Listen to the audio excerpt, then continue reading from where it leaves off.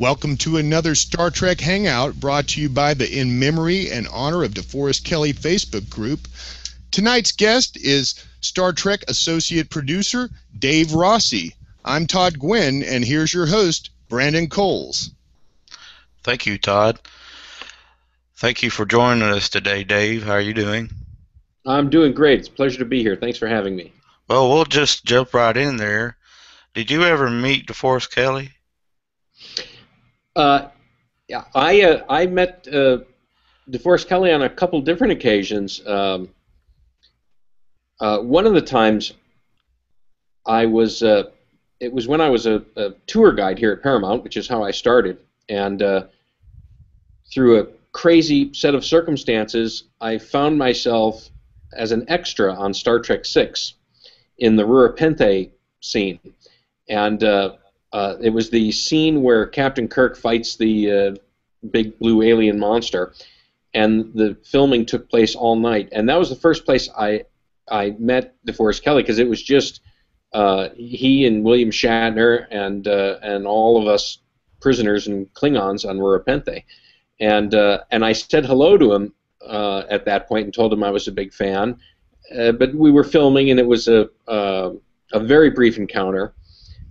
Later on, when I became a production assistant on Star Trek The Next Generation, we were filming. There was I don't remember who was doing it. It might have been a PBS thing. I don't remember if it even aired, but it was about future medicine and future science, and they had Gates McFadden and Sadiq Al-Fadil and DeForest Kelley on the Next Gen sickbay sets, and I was walking into Stage 8, which was empty at the time. No one was filming on Stage 8. They were all on Stage 9. And at the craft service table was DeForest Kelley. And I walked up to him and again introduced myself and said, I'm a PA on the show, and I'm a huge original series fan. And I thanked him for his contribution to the show and for inspiring so many people. And I have to say, he was just the kindest man. He spent, I don't know, a good 15 minutes with me just talking, asking me, what I wanted to do with my career and what did I think of Hollywood. And he just took the time to talk, just to talk. And it was very refreshing, and I'll always hold that as one of my dearest memories. He was just the loveliest man. And I have, of course, had him sign an autograph for me, which is now hanging in my home. And the only other time I met him, we were celebrating, I'm pretty sure it was the 30th anniversary, and Paramount had a big gala event here on the lot outdoors, and he came up to speak to Rick Berman, who I was standing with at the time, and so Rick and DeForest and I had a great little chat, and again, just the most gracious man, very, very nice, and always fond memories for me. One follow-up question. On Star Trek VI, was you a human or a alien? Well, that's debatable. The way it's a kind of a quick, crazy story, but I was a tour guide at the time, and I was off of work, and I knew that they were Star Trek VI on the lot. And I walked over to Stage 11, which I knew they were using as a staging area. And sitting outside on a bench was a Klingon sitting there smoking a cigarette. And so I walked up to him and I said, hi, I'm just a tour guide here. I'm wondering, how do you get to be an extra in a movie? And at that exact moment, an assistant director ran up to me with a headset on and said, "Are you here to spec?" Very forcefully, and I didn't know what to say, and the Klingon said, "Yeah, he's here to spec." And they grabbed me and literally pulled me into the staging area, into this wardrobe room where wardrobe people started immediately taking my clothes off, and I was like, what is happening here? And the wardrobe person said, "Well, aren't you here to spec?" And I said, "I don't know what that means." And she said, "Well, it's a term which means you're coming in the hopes that an extra didn't show up to take their part, and so you're going to fill in for them." And I said, "Oh, okay, yeah, I'll do that." And so she said, you've never done this before?" And I said, "No, I've never done it before." And so another guy that was with her said, "Well, you know what I'm going to do for you? They had me in there was dirt all over my face, and they had this big kind of turban-y thing on my head, but they took this big, long piece of gold lame scarf, and she wrapped it around my mouth and my throat, and she said, you're the only," or he said, "you're the only person who has this piece of fabric on. So when you go see the movie, look for that piece of fabric, and that's you." And so they ended up putting me on a bus with everybody else. I, in fact, sat next to the blue alien that Kirk was about to kick in the knee nuts. And so we drove and filmed all night long at Griffith Park. And then we came back the next morning. I got there just in time to go to work. And I was so jazzed, and of course I'm covered in dirt, and I was, but I was so on fire, and my boss said, "You need to go home and get some sleep and take a shower and just relax and think about your big adventure." But it was a crazy, crazy, crazy night. So I think you can see me in one scene. I think if you freeze it, you can see me off to the side during the fight in one of the scenes. I'll look for you next time I watch it. Moving on, how did you get your first job with Star Trek? Well, I had gotten out of the Air Force, and I'm from Buffalo, New York originally. I went back home, and it was a very depressed job area, and the only job I could find was as a repo man. And I was a repo man for about a year, and I just, as you can imagine, I just hated it. And my father received a letter from a very old friend of his, and the letter said, I don't know if you remember me, but when we were 8 years old, we were on a school baseball team together, and it was the happiest time of my life, and I'm very successful now, and I'd love to find everyone who was on that baseball team and get them together for a reunion. And I'm wondering if you'd help me. And so my father helped him, and they found, I think, all but 2 guys who had died in World War II. And everyone they found, they flew to Buffalo, or if they were living in Buffalo, they were there, and they had this big weekend-long convention. They all had to wear name tags because they couldn't remember each other. I mean, obviously they were all in their late 50s and didn't remember a lot of what they looked like, but they had found one of their old teachers, and it was this crazy event, and I videotaped it for them. And the guy who set it up was living out here in California, and he ran a construction company. And so my father said to him, "Boy, my son is doing repossession work, and he hates it. Do you have anything in California?" And the man said, "Have him come out to California, and I'll start him digging ditches and see where it goes." And so I did. I packed up in September of 1989. I drove out to California, and I was literally in the desert digging ditches. And about 8 months into that, I went to a Star Trek convention, and it was right after the season finale of the first part of Best of Both Worlds.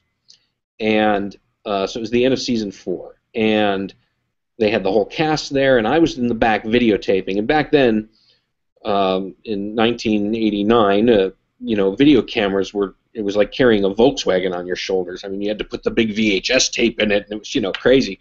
And I was standing in the back videotaping, one of the cast members talking or something, and somebody stuck their head in front of the camera and said, "You're not supposed to be videotaping here."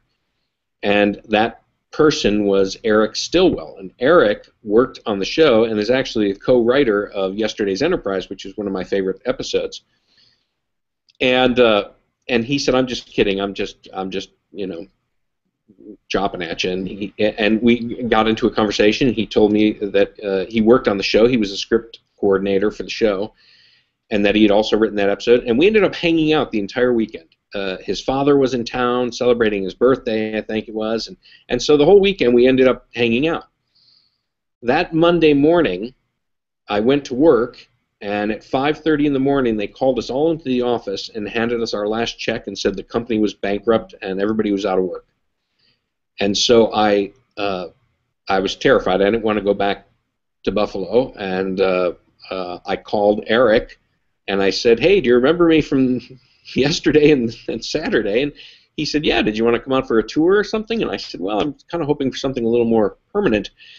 And he arranged an interview with the tour guide staff at Paramount, so I became a tour guide, and a year, well, about 10 months into that, a production assistant job opened up on Next Generation, and he called me in, and I went to interview for that job, and I ended up getting the job, and that was the start. So you started as a production assistant, but you went on to do so much more. Yeah, I started as a production assistant, and after that year was up, they typically don't. Well, first of all, they don't hire Star Trek fans, so I had to lie in the interview the entire time.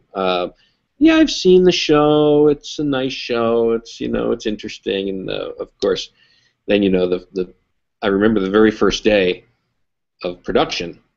We were filming a scene on the bridge, but I wasn't on the bridge. I was in engineering, and until then, all the sets had been dark because we hadn't started filming yet. And the next setup was going to be in engineering. So I was in engineering with a stack of scripts or call sheets or something, and all the lights had been turned on, and I was the only one there. And I remember just freaking out. I mean, it's this realization that hits you that, oh my God, I'm standing in the engine room and the warp core was pulsing, and it was crazy. And then of course somebody yells for you, get those call sheets in here, and you hop to it. But I started as a production assistant, and after that first year, we started Deep Space Nine. Went into pre-production, and so a lot of people were taken from Next Gen and put on Deep Space, and new people were hired. And so in that interim period, the line producer, or the unit production manager of Star Trek The Next Generation, is a woman named Merri Howard. And Merri received a promotion to line producer on Next Generation, and she needed an assistant. And she and I got along very well. And so I asked her if I could fill that position, and she said yes, and I did that for the next 3 years.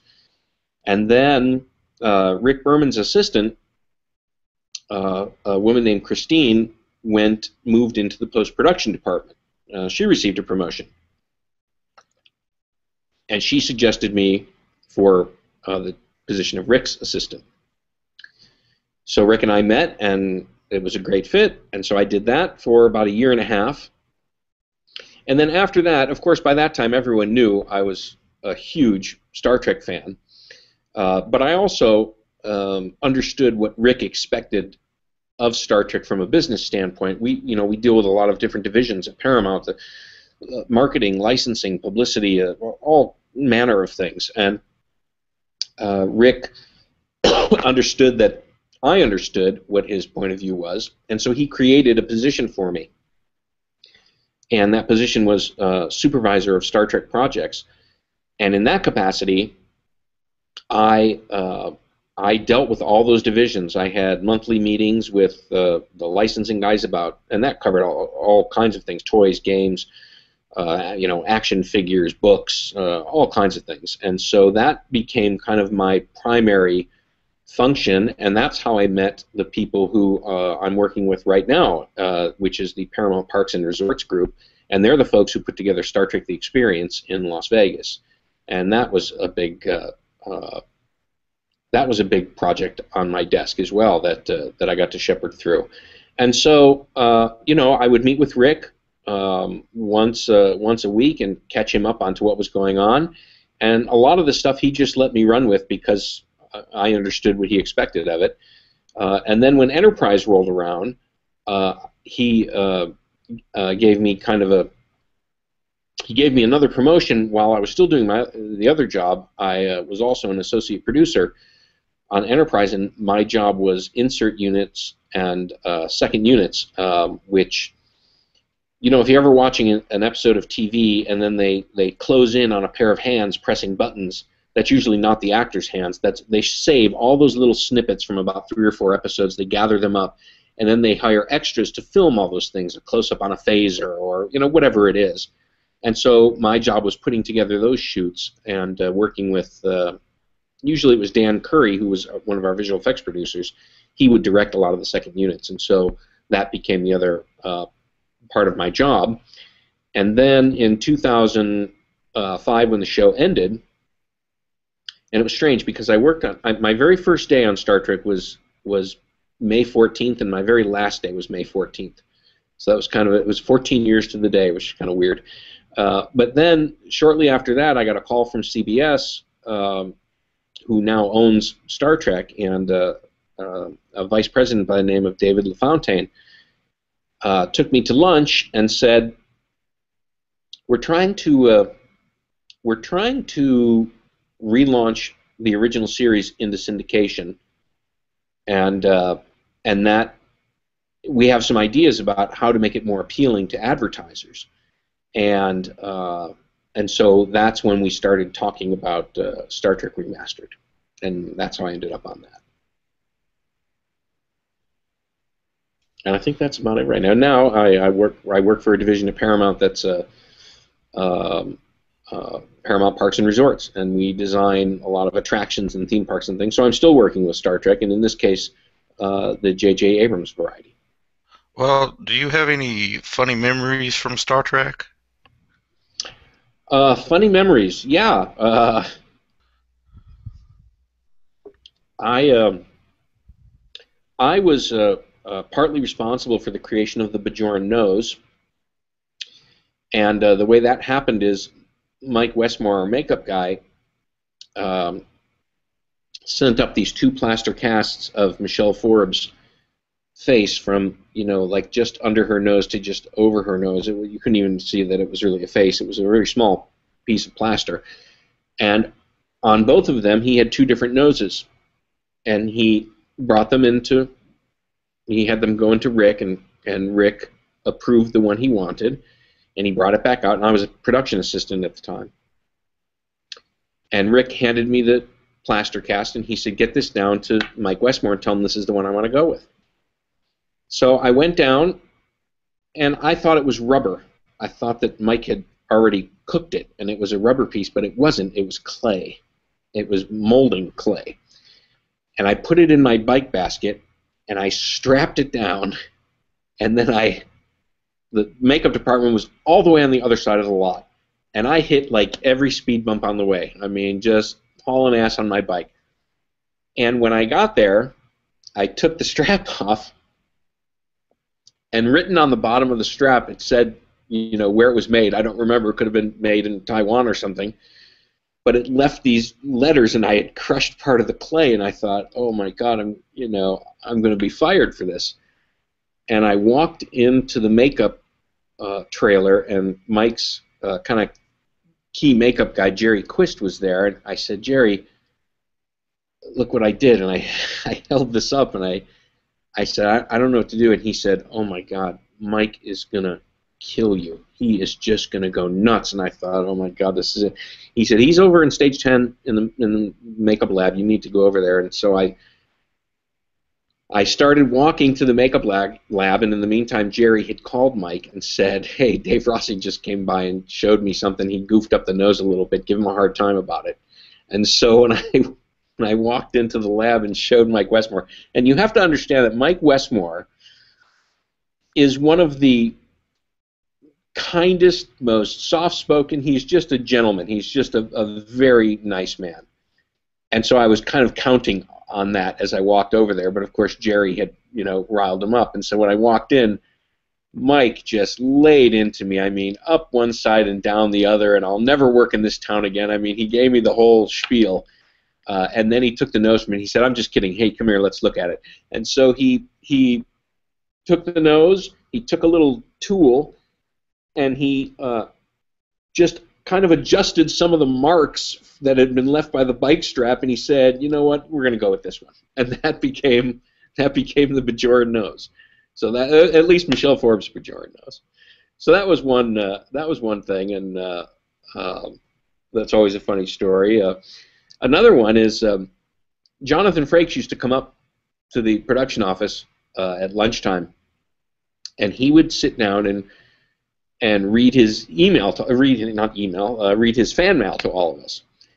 And he got a letter from a little boy from my hometown, and his name was David, and it said, "Dear Commander Riker, my name is David, and I'm going to be 8 years old, and I'm wondering if you could come to my birthday party." And he left his phone number and his address. And so we said, "Well, Jonathan, you gotta call him." And he's like, "No, I'm not calling him." We were like, "You gotta call him, man!" And all of us in the production house, there's half dozen of us, and we were all riding him. Come on, call him. And so Jonathan said, "Okay." So Jonathan picks up the phone, and he dials the number, and immediately all through the office, everyone's picking up phones and jabbing the line so they can all listen in. And so this woman answers the phone, and she says, "Hello," and he says, "Hi, this is Jonathan Frakes from Star Trek The Next Generation. I play Commander Riker, and I have a letter here from David." And the woman just yells, "Oh my God! David! Commander Riker's on the phone! Get on the phone! And so this little boy picks up the phone, and he must have just been in a complete state of shock. He just said, hello, and Jonathan said, "Hi, David, this is Commander Riker." Silence. Just dead silence. And he said, "Well, I just wanted to let you know that I received your letter, and I really wish I could come to your birthday party, but we're going to be patrolling the neutral zone then, and I won't be able to make it." And silence. And then his mother was on the other line, and she was going, "David, say something to him. It's Commander Riker. Say something to him." Still, just silence. And Jonathan said, "Well, I just wanted to say again, happy birthday from all of us on the Enterprise, and we hope you have a great day." And the little boy said thank you, and Jonathan hung up. And I mean, it was just a great moment. This kid must have just, imagine being a kid and getting that phone call. Of course, he probably went to school the next day and said, "Commander Riker called me and got his ass kicked," because everybody thought he was lying. But it really happened. So that was a good one. And then another one is I was kind of the practical joker of the production staff, and the best one that I pulled off. Well, I guess best is a matter of opinion depending on if you're the recipient of it or not. Rick Berman never took a day off, ever. He was there every day, with the exception of one day. He was sick, and he called from home. And he said, "I need all the scripts that I need to work on sent to the house." And I said, "You got it, boss. They're on their way. I'll send a PA."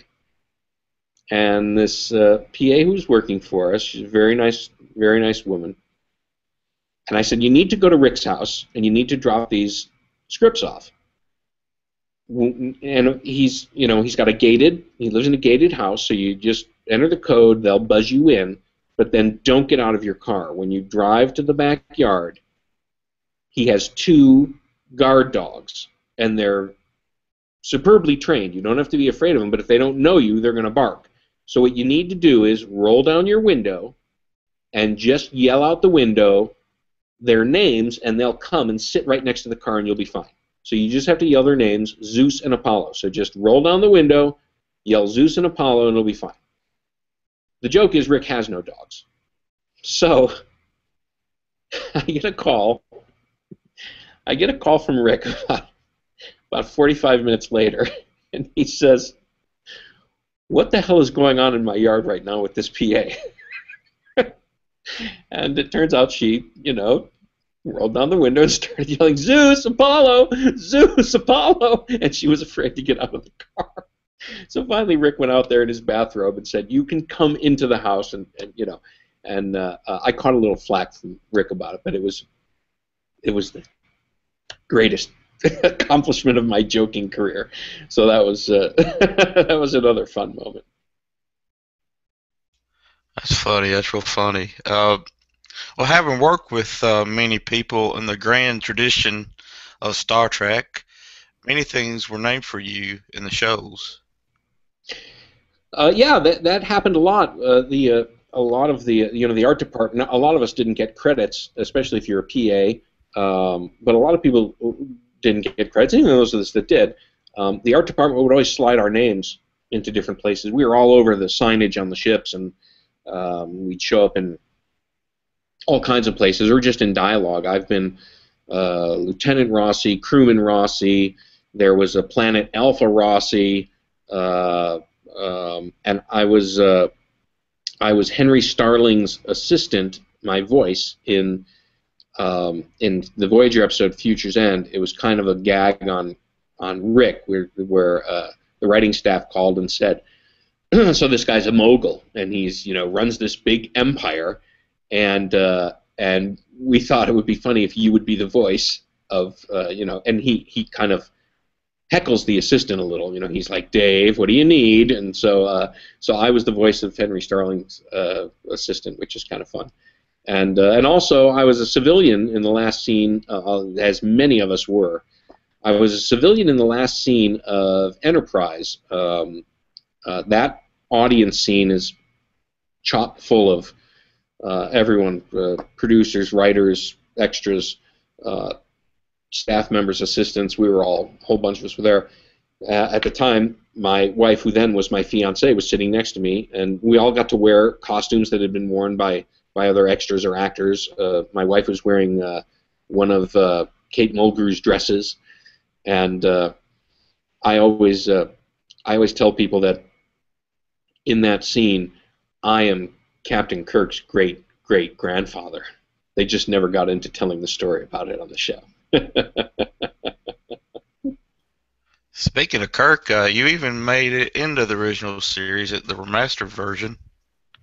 Yeah, the remastered series was a lot of fun, and again, it goes back to this lunch, and David LaFontaine said, so we want to try and figure out how to sell Star Trek back into syndication, but a lot of advertisers aren't biting because it's a 40-year-old show. And one of the things we're thinking about doing is updating the visual effects. And of course, immediately, I had horrible visions of what George Lucas has done. I said, this is a horrible idea. This is the worst idea I've ever heard. If you do that, people will just go nuts. And he said, well, we have a couple other ideas. He said, but that's really the strongest. He said, you really think it's a bad idea? And I said, I think you're going to get cut down in the press. I think fans will just go nuts. And he said, well, do me a favor. Think about it for a couple weeks and then come back and let's talk about it. I'm just trying to pick your brain. And I said, that's fine. A couple weeks later, I came back. He said, what do you think? I said, I still think it is just a horrible idea. I said, because the people who are hired to do these kinds of things, what they do is they want to make the visual effects the star. And you can't do that with the original series. That's not what it's about. I mean, it's a bad idea. I said, if you could find someone who would be faithful to the story and not do that, I said, I would say, yeah, go ahead and try it. I said, but you're never going to find that person. And he said, well, how about you? And I said, okay. Like in a cold New York minute, I jumped on it and said, yeah, you got it. And so I contacted Mike and Denise Okuda. I was working at Paramount in this new division at the time, and I was told I was going to travel a lot. So I hired Mike and Denise along with me to co-produce it. And yeah, when we came to certain shots where we were going to redo the matte painting or redo the visual effect and there were people in it, a lot of times we inserted ourselves. We inserted a lot of the artists who worked at CBS Digital. There's a matte painting of from the Menagerie where everybody beams, where Kirk beams down to the starbase, and we inserted ourselves in the foreground. You can see Mike and Denise. Mike's wearing Science, I think, and Denise is wearing red, and I'm in the background wearing Command Gold, walking, and I like flip open a communicator or something. So we put ourselves in these little spots. I think Mike is the shuttle pilot when Sarek lands on the Enterprise, and I am Captain Kirk in the shuttle with Commodore Mendez during the Menagerie. And I own that shirt, by the way. That is a Captain. I have a shot of that here. We have you here in the oh yeah, there it is. The command uniform. That's me. So whenever we could, we would insert ourselves into it. I know in Devil in the Dark, there's a scene that just as the show starts, there's this matte painting, and you can see in the bottom right-hand corner, there's one of the miners is walking slowly back and forth, and that's Neil Ray, who was the visual effects supervisor at CBS Digital, he is also the new hand of Apollo as it comes and grabs the Enterprise. So yeah, whenever we could do it, we tried to. It was a lot of fun. It was a great project. You mentioned a little bit before about your current relation to Star Trek. What else you got going on that you can talk about? Well, I work for a division of Paramount that designs. We don't build or we don't own or operate theme parks anymore, but we do design for people, and mostly people overseas. And so, in designing a lot of these theme park concepts and attractions, Star Trek is certainly a big component for the studio, and we design a lot of different attractions using right now the Star Trek that was crafted by J.J. Abrams for a lot of these attractions. So there's not a lot of it is concept work, and I can't really talk too much about the stuff we're doing, but hopefully they'll hit the market sometime and people can actually ride them. I mean, I'll mute myself. You said you like to use social media to talk with the fans, and yeah, when I was on Star Trek, I spoke at a lot of conventions. I was on the convention circuit all the time, and you know, it's fun to be on stage. It's fun to be in a room full of people who share this passion that you share. But the most fun was before and after the stage stuff, which is where you could just have one-on-one conversations or be in small groups of people and just talk about it, you know, passionately and talk about favorite episodes and characters and, you know, which shows we liked best. And so through, you know, now that I have a family, it's going to conventions is a little harder. I'd love to get back into doing conventions, especially with the 50th anniversary coming up. I think it would be really a lot of fun. But in lieu of that, Twitter has really been a fantastic outlet for me to connect with a lot of people and just talk about not only Star Trek, but I'm also an avid comic book collector and big Superman fan, and so connecting with all these people on Twitter and just talking about this stuff has been so rewarding and so much fun. It's whetted my appetite to go back to conventions. So if you run a convention, call me. I'm ready to go. Yeah, of course. We're all fans, and we really appreciate everything you've done. We got a couple fans here that would like to ask some questions themselves. Absolutely. John?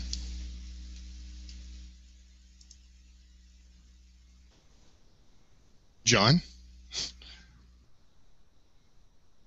Well, I don't know why he's not speaking, but John wanted to ask, what is the importance of fan-based movies and shows in the future of Star Trek? Fan-based movies, Star Trek Continues and Axanar, which is a new one that's coming out. You know, the quality of, first of all, the quality of these things are amazing. And it's all volunteer. No one's getting paid for this. You have to understand that because Star Trek is owned by somebody else, when fans go out and make these things, they are making $0 on these. These are all true labors of love only because they love the genre so much.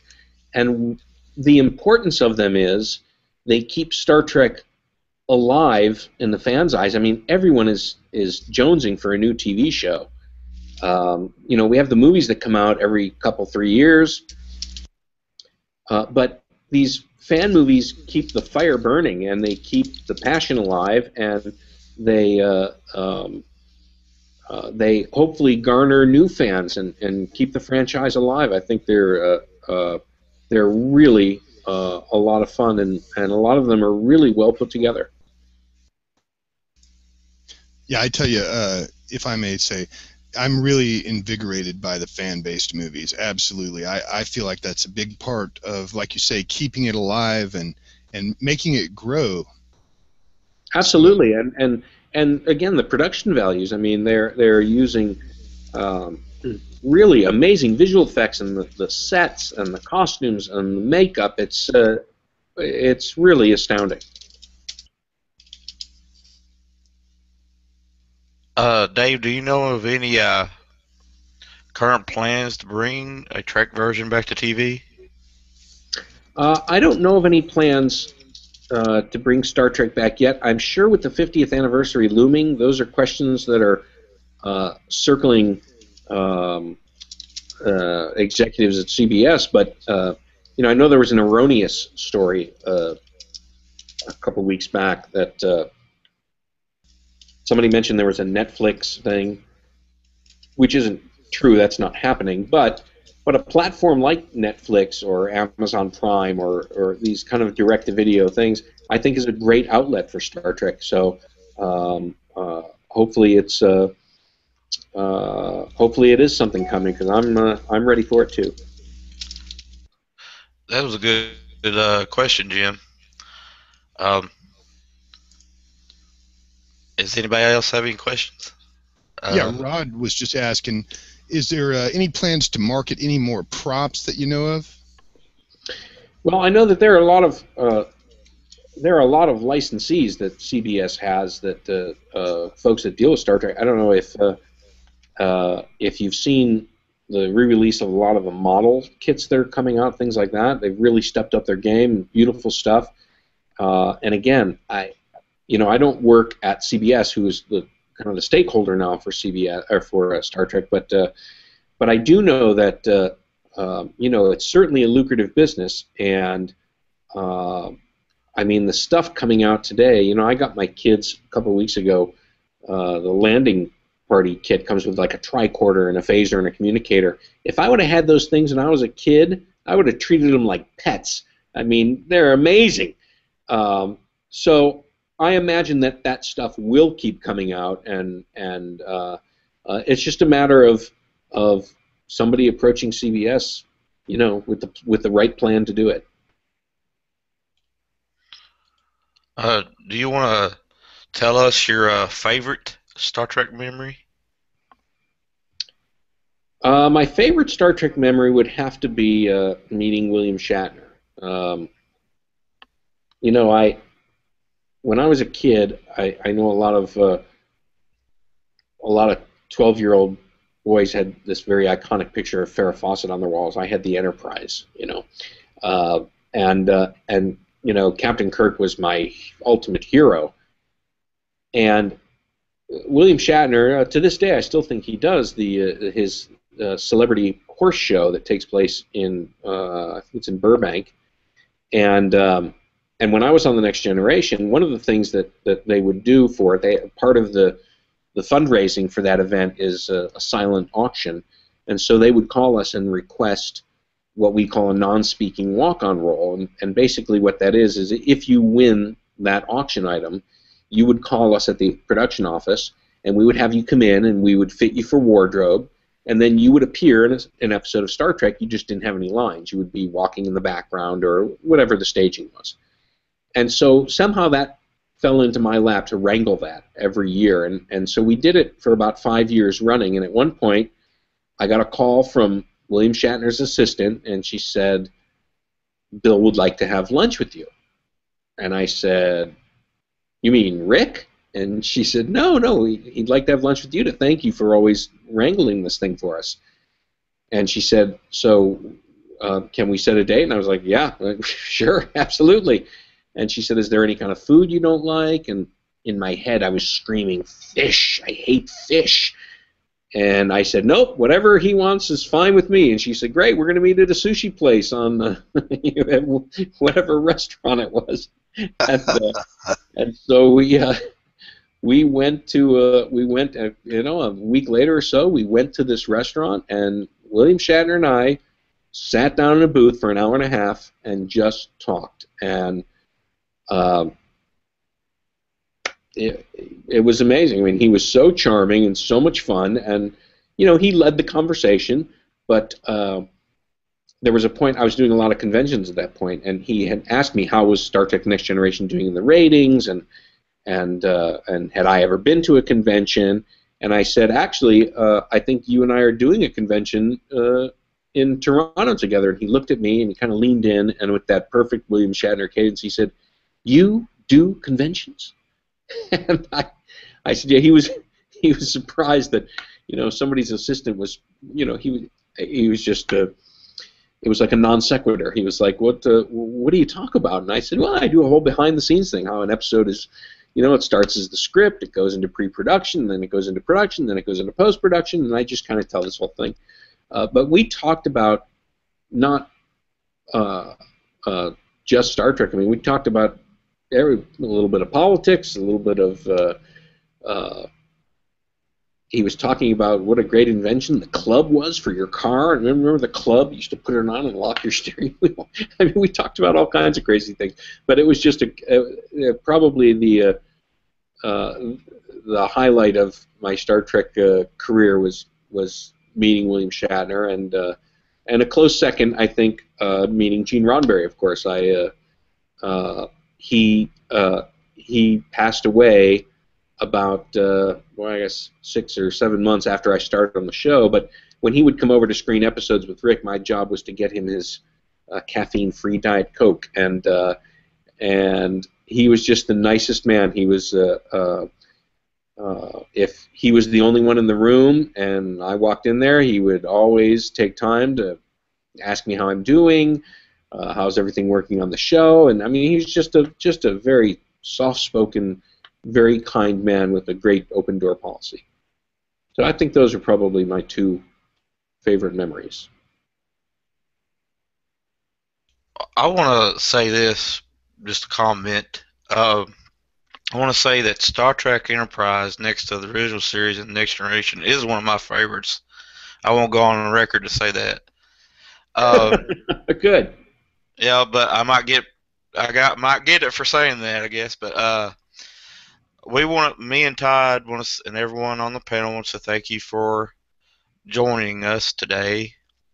And we went about 45 minutes, and I believe it, despite the technical difficulties, which was like an Abbott and Costello routine, everything went good. So I'll go ahead and say it. Everybody watching, circle Star Trek Hangouts on Google Plus and join the community. We're also on Twitter and Facebook as a page and a group on Facebook. For Todd, Gwynn, and our panel. And again, it was great to have you, Dave, and thank you. Oh, guys, thank you so much. That was a lot of fun. Great having you, Dave. Thank you. Thanks a lot. Thank you, guys. Again, live long and prosper. Thank you, Dave. Thank you, Rod.